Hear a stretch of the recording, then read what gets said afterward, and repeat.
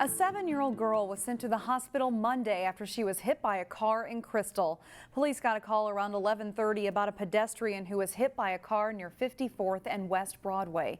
It was a very busy scene with police gathering evidence trying to determine what happened. Police say some teens and younger children were running across the street, and that's when the young girl got hit. She was struck by the vehicle. I know she's walking and talking when she was in the ambulance, so she's on her way to the hospital to get checked out, and hopefully she will be okay. There is no crosswalk where the accident took place. Police encourage people to use nearby crosswalks, especially at busy streets like West Broadway. It's the end of an era in New Hope. The City Hall building that has served the city for more than 50 years started coming down Monday morning. This is the most exciting thing that's happened in New Hope in many years. We've been looking forward to this and working on this for about 10 years now. The new building's done. We've got some outside stuff to do, but we've moved in, and as soon as we moved in, they're starting to tear down the old. So we started at this end where the police department is, and we'll just work our way through. Demolition of the old City Hall continued throughout the day Monday. The new City Hall has been in use since last month, and the first City Council meeting will be in the new building Monday night. There are plans to build a new city swimming pool next door. It should be finished by next summer. The demolition of the old City Hall is expected to be completed by the end of the week. It's also the end of an era in Robbinsdale. As Delane Cleveland reports, 100 years after being established, the Westfall American Legion officially closed its doors. It's said that all good things must come to an end. Yeah. We've been around for 100 years. We built this in 1946, and it's an end of an era for Robbinsdale and Westfall American Legion. It may be the end of an era, but in this case, you can't say goodbye without throwing a massive party. The weather turned out nice. Everybody had a good time. Can't ask for more. Saturday evening, hundreds made their way to this bright building painted in the colors of Robbinsdale's flag for one last drink with friends. You know, to see it kind of end like this is pretty sad, but at the same time, it's great to see so many people come out, kind of celebrate what the Legion has done for this community. While this was certainly a day of celebration, there was an underlying sadness about how things got to this point. After some financial mismanagement, Legion Commander Tom Jurgens said they had to sell the property 19 years ago. We sold the building, and the landlord, now the property has become a gold mine to him, so he's selling it. So it was sold from underneath our feet. There was nothing we could do. In October, the blue and yellow building will meet the wrecking ball. You can't stop progress. And in its place, developers will build a 197-unit market-rate apartment complex called Parker Station Flats. So I'm saddened, but things have got to move on, and I know it. Yet before moving on, the large crowd gathered to see a ceremonial lowering of the flag, a final gesture in the long history of this building. However, Jurgens says this isn't the final chapter for the Westfall American Legion. He's hopeful they'll soon find a place for people to gather in Robbinsdale or Crystal. Oh, there will be a spot, I'll guarantee that. We've got a number of people looking for it. In Robbinsdale, Delane Cleveland, CCX News. The apartment complex that will replace the American Legion is expected to open in early 2021. There are more choices than ever before to improve the look and feel of your home when it comes to flooring. Gone are the days of choosing between carpet, hardwood, or tile.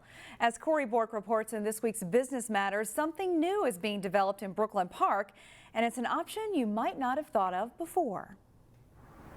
As much as you can think and dream about what you want on your floor, we probably can make it happen. Inside Rust-Oleum's new 110,000 square foot floor coating plant in Brooklyn Park, you'll find what's dubbed the Flooring Center of Excellence. With Rust-Oleum and our flooring innovation here, I mean, we're pushing the limits with that. It's a place that's turning conventional flooring wisdom on its head. The cool part of this, you know, whether it's DIY or a contractor, is that it's almost a little bit of art. From colors inspired by your favorite team to floors that change colors in the light.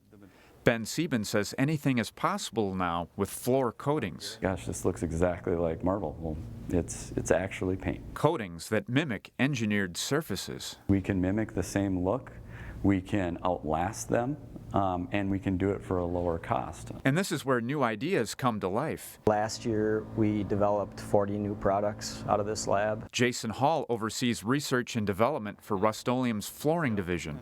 The hardest part of his job? Providing everybody all of their wants and needs at the cost that they require it. But this Brooklyn Park plant is a start. Triple the size of its previous facility, it leaves plenty of room for growth. We're still in our infancy here. And leaves plenty of room for innovation. So after we batch the material, they get put in these vessels. Rust-Oleum's Brooklyn Park facility pumps out 3,000 different products. That doesn't count all the samples it produces for stores. The workers in this room here make at least 150 samples a day. It's also a place contractors come to learn. We've got a concrete lab where we train contractors, to do more of the complex systems. It's all part of an effort to raise the ceiling on flooring. We really, really are investing in flooring, and we're looking forward to the future. For Business Matters, Corey Bort, CCX News. Rust-Oleum currently has about 50 employees at its Brooklyn Park plant and expects to add on to that number. In about a month, the Brooklyn Park plant releases its rock-solid home product for do-it-yourselfers, and you can find that at Home Depot stores. A reminder for you, of course, you can find our stories and more on our website, ccxmedia.org.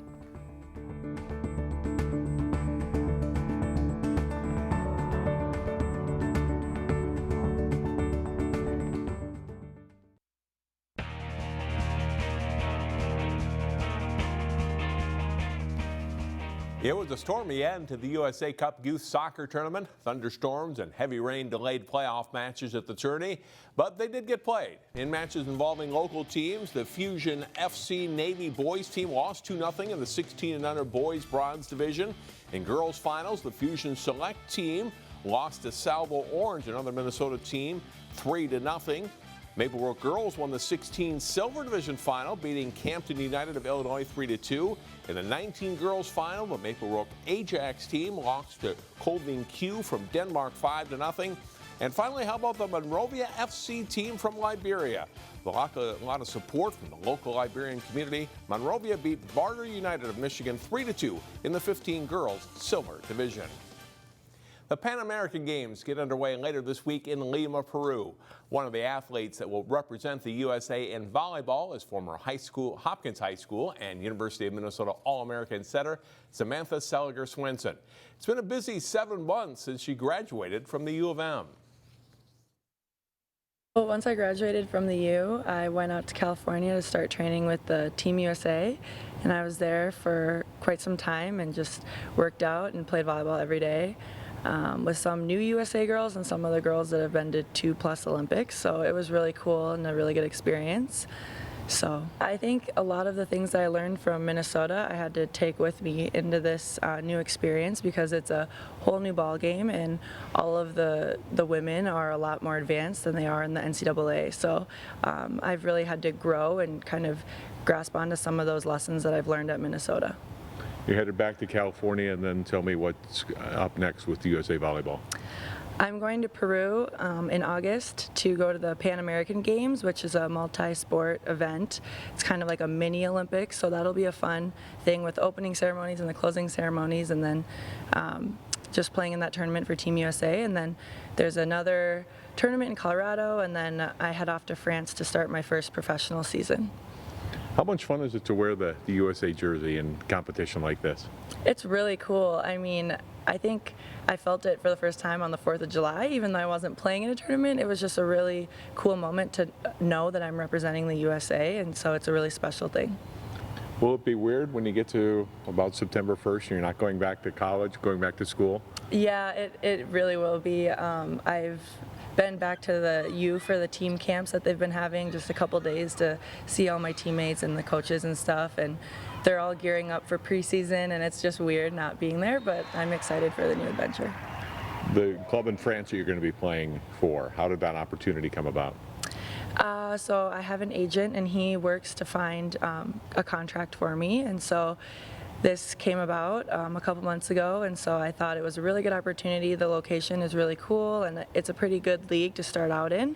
And so there's a couple other Americans on my team, which is also a huge bonus, so I'll have some fellow English speakers. How's your French? Not good, but we'll work on it. Sam and Team USA will play their first match at the Pan Am Games on August 7th. Shannon, back to you. All right, thanks, John. With strawberry season in the rearview mirror, blueberry season is in full swing. The 2019 blueberry crop started later than normal, but not by much. I think we started on the 13th, and we usually say the 10th for a target gate. So not a whole lot later, and they are ripening with the heat in 2 days, like you couldn't even tell me when it been through there. So it's a very, very abundant crop. Nancy Bauer said blueberry season usually lasts 3 weeks, and her farm will likely go through the first few days of August.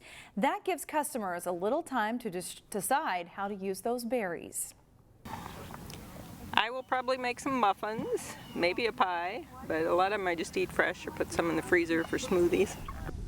Picking begins at 8 a.m. and it's recommended that you call before you go.